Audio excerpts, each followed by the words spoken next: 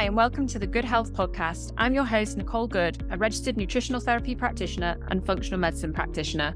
Join me as we explore thyroid, brain, and fatigue conditions with positivity. From Hashimoto's to multiple sclerosis, chronic fatigue to adrenal dysfunction, I've got you covered.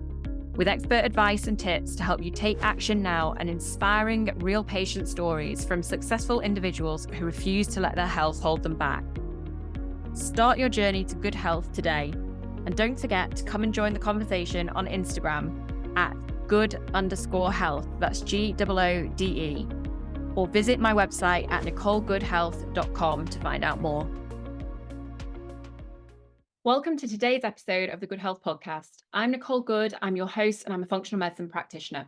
And today we are going to dig into the functional medicine approach for Hashimoto's. So from a functional medicine perspective, addressing Hashimoto's disease goes beyond simply providing the thyroid hormone replacement medication.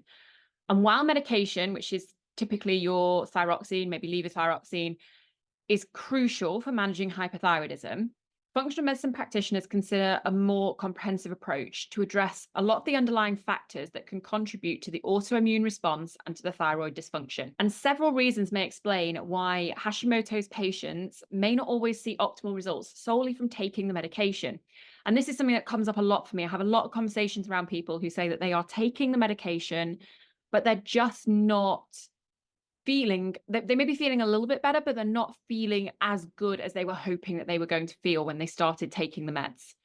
So let's have a look at some of the reasons now why that might be, that might be holding them back. Some of those things that might be stopping them from getting those results that they want solely from taking the medication. And the medication is an important part. It's important to note that it's an important part of the journey, but there's other things that can be going wrong. And those are the things that we're going to dig into today. So the first thing is your immune system dysfunction.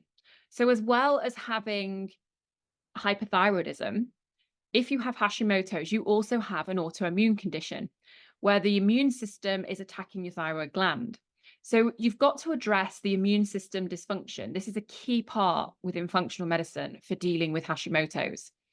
Now, this may involve identifying and addressing triggers that are activating that immune response. So this could be things like chronic infections, gut issues, environmental factors. There's lots of different triggers that could be there. The immune system imbalance that we see in Hashimoto's often involves the overactivity of certain immune cells, particularly sort of the T lymphocytes. And this imbalance can impact the body's ability to regulate and respond to immune challenges properly. It can also make individuals with Hashimoto's more susceptible to other autoimmune disorders. So if you're dealing with the thyroid function side of things, which the medication helps with, but you're not working on the underlying autoimmune condition, you're missing half of the picture. Another thing that we need to consider is nutrient deficiencies. So nutrient imbalances or deficiencies can contribute to thyroid dysfunction.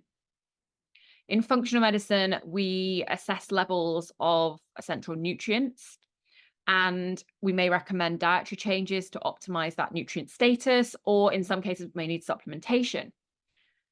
Some of the most common deficiencies that we see in Hashimoto's, and probably the one that is most talked about, is iodine. However, while iodine deficiency is known as a cause of hypothyroidism, in Hashimoto's, it's actually more commonly associated with excessive iodine intake. So excessive iodine can exacerbate thyroid inflammation in individuals with an autoimmune thyroiditis. And many people come to me and they are supplementing with iodine, or they may be taking a multi that's got iodine in it and they haven't even realized that they're taking iodine. And actually, they feel better if we remove this supplement. So dealing with hypothyroidism and dealing with Hashimoto's is very different.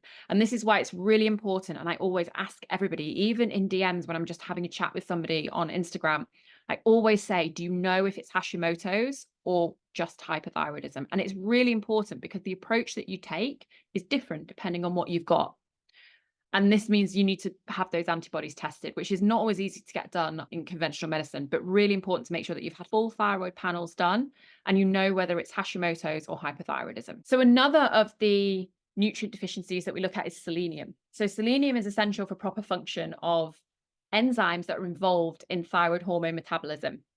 It also has anti-inflammatory effects and may help reduce thyroid antibody levels in some people with Hashimoto's. Deficiency in selenium can contribute to the progression of your thyroid inflammation. So making sure that you've got enough selenium is really important. Another one we look at is vitamin D. So vitamin D is crucial for immune system regulation. And it does a lot of things, but immune system regulation is the one we're looking at here. Deficiency is very common in many autoimmune conditions, including Hashimoto's. And low vitamin D levels have actually been associated with an increased risk of developing certain autoimmune diseases, including the thyroid ones. So adequate vitamin D levels may help you to modulate the immune response that's happening in Hashimoto's. Then we look at iron.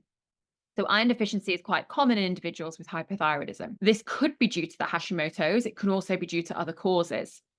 Hypothyroidism can affect the absorption of iron from the digestive tract. Iron is really essential for the production of hemoglobin, which carries oxygen in the blood and can therefore have a significant impact on fatigue and energy levels. And that's obviously one of the really common symptoms with Hashimoto's. We also look at your B vitamins, especially B12 and B6.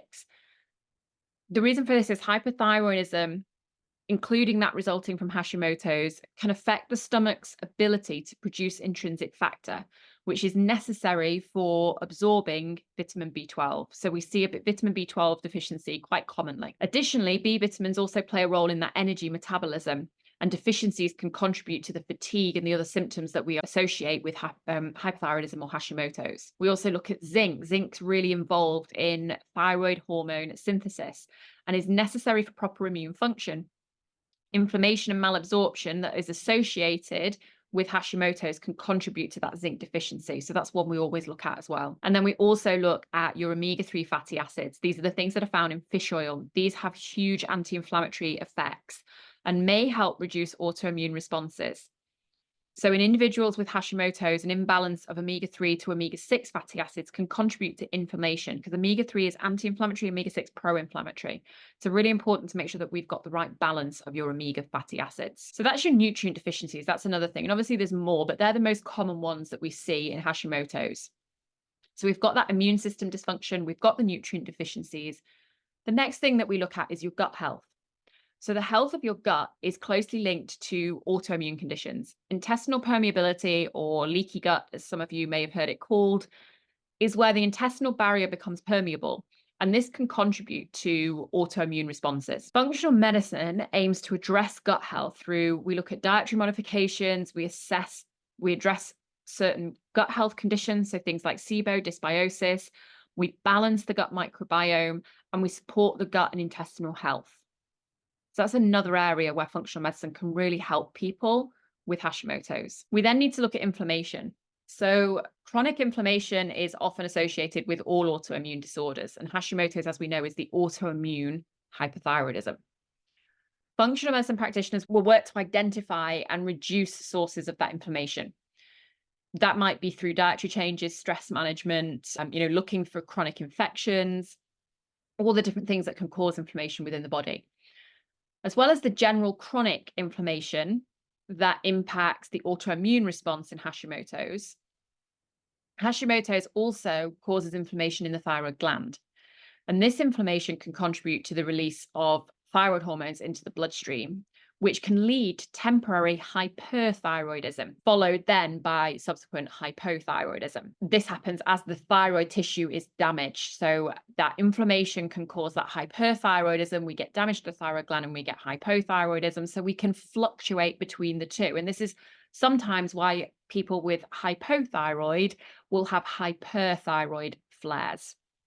So balancing that inflammation is really important. In functional medicine, then we're also going to look at your hormonal balance. So imbalances in stress hormones, so such as cortisol, and your sex hormones, such as estrogen, progesterone, can have really complex interactions with the immune system and may also influence the development and the progression of autoimmune conditions like Hashimoto's thyroiditis. Functional medicine takes a holistic approach to your hormonal balance. We consider lifestyle factors, stress management, nutritional support. So let's look at the two sort of sides of this. We've got the stress hormones. So your high cortisol levels may modulate the immune response, so potentially exacerbating autoimmune conditions. In the case of Hashimoto's, stress-induced inflammation can contribute to that thyroid dysfunction as well. Stress-induced changes in thyroid hormone levels can complicate the management of Hashimoto's, as it can contribute to the fluctuations in thyroid function. Chronic stress can also lead to insulin resistance and blood sugar dysregulation. And poor blood sugar control may contribute to inflammation and exacerbate autoimmune responses, potentially influencing the progression of Hashimoto's. So, stress is a really well known trigger of all autoimmune diseases. It's very rare that I get somebody come to me with an autoimmune disease who hasn't at some point found that stress can be a trigger. Then within hormones, we also need to look at your sex hormones, particularly estrogen. So estrogen and all the sex hormones, they play a role in your immune system modulation again. And certain, fluctuations in estrogen levels, such as those that occur with your menstrual cycle or with menopause, they may influence the autoimmune response in Hashimoto's. And estrogen dominance can contribute to inflammation.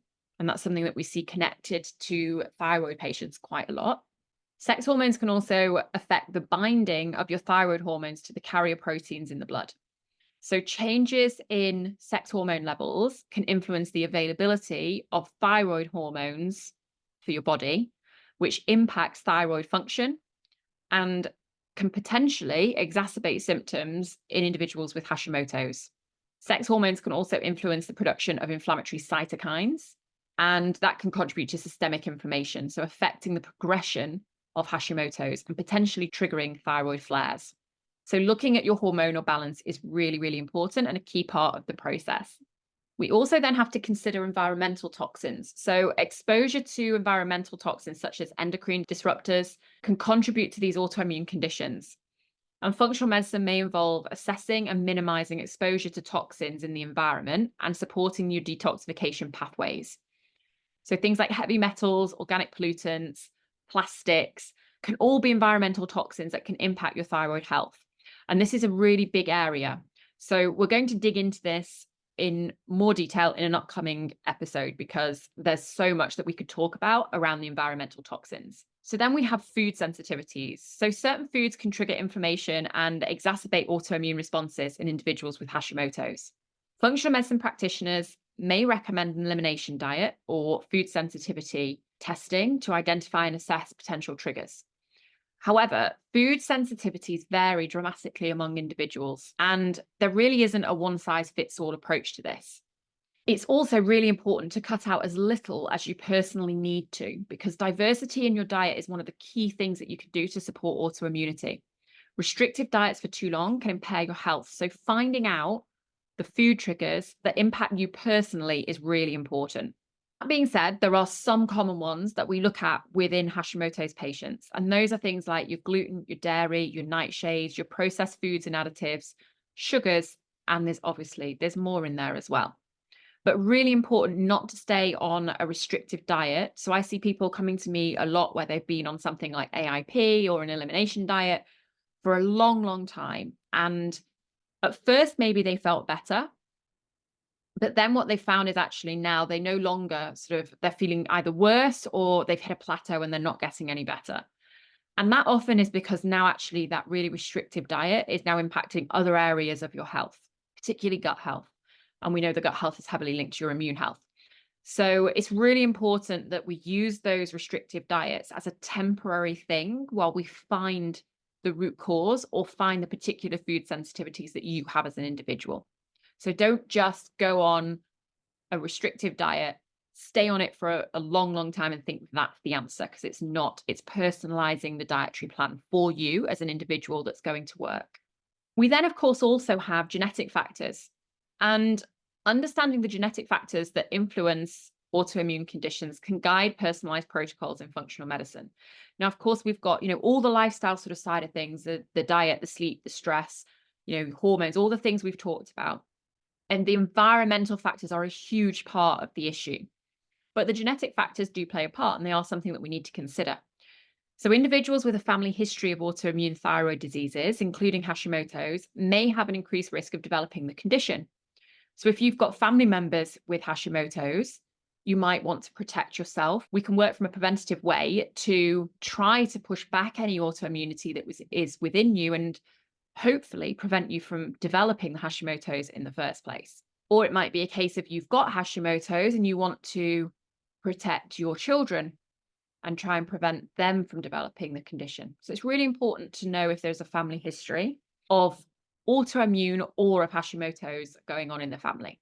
Then we have specific genetic factors that contribute to the susceptibility to autoimmune thyroiditis. So certain human leukocyte antigen genes, these are your HLA genes, have been associated with an increased risk of autoimmune diseases. And variations in these HLA genes may contribute to the development of Hashimoto's by influencing the immune system's ability to distinguish between self and non-self, so your own tissue and something that is foreign. And HLA genes play a role in immune system regulation and the presentation of antigens to the immune cells. So we then also have variations, so polymorphisms in genes that are involved in immune system regulation and function. And these may affect the balance of the immune system. And this increases the risk of autoimmune reactions against the thyroid. We also have genetic variations in cytokine genes, which are involved in the inflammatory responses and can contribute to that chronic inflammation that we see in Hashimoto's. Interleukin 1, interleukin 6, and tumor necrosis factor alpha are all examples of these cytokines that may be involved. Variations in genes related to thyroid function, such as those involved in thyroid hormone synthesis and regulation, may contribute to the susceptibility to autoimmune attacks on thyroid tissue for an individual. And then we have epigenetic changes such as DNA methylation or histone modification that can influence gene expression without actually altering the underlying DNA sequence. So epigenetic modifications can play a role in regulating immune responses and the expression of the genes involved in thyroid function. Environmental factors such as your stress and your diet can influence these epigenetic changes. So this is where your genes play a part, but your environmental factors also play a really important part. And then lastly, within functional medicine, if we're looking at helping support somebody with Hashimoto's, our other thing that is really, really important is an individualized protocol. Functional medicine is inherently individualized. It's one of the key components of functional medicine. We focus on the unique factors that contribute to a person's health challenges. So tailoring plans to the specific needs of each patient is really central to functional medicine. And as you can see from all of this that we've just discussed here, there are many varied factors that need to be considered to get a full holistic approach to caring for thyroid patients. It's important to note that as a functional medicine practitioner, I will work to coordinate your care with your conventional medicine provider. So I work with many GPs and consultants. And that's because the medication side of things is an important part of your care. But what we want is to be working on the full picture. So working together and having that integrated care is really important. If you're struggling with a thyroid imbalance or disease, it's really important to do your research, to advocate for yourself, and to find somebody to work with on your case who can help you make sense of all of the things that we've discussed above. Hashimoto's is a complex illness and it needs an approach that takes everything into consideration. If you want to get support for your thyroid or immune health, you can join my 3-month personalized program, the My To Immune Way. It's a mix of one-to-one consultations and group sessions, and we work together to personalize your care and balance your health. You can hit the link below this episode to read more about the program. And as always, feel free to jump into my DMs or email me if you've got any questions. All the links that you need are in the show notes below. Thank you for listening. I hope you found this informative, and I'll be back next week with another episode. I hope you enjoyed this episode of the Good Health Podcast. Do share the episode with anyone who you think it may benefit or who may enjoy it, and help me spread the word by rating the episode or leaving a review. If you want more, you can find other episodes in the series on your podcast app or sign up to my free newsletter. Not only will you get information on new episodes launching, but we cover lots of health topics with the Ask Nicole section where you can send in your questions, my favorite recipes, my favorite products, tips and tricks to help you on the road to good health, and much more. You can sign up free of charge at nicolegoodhealth.com/newsletter, also linked below. I hope you have a lovely week. Don't forget to hit subscribe, and I'll see you next time.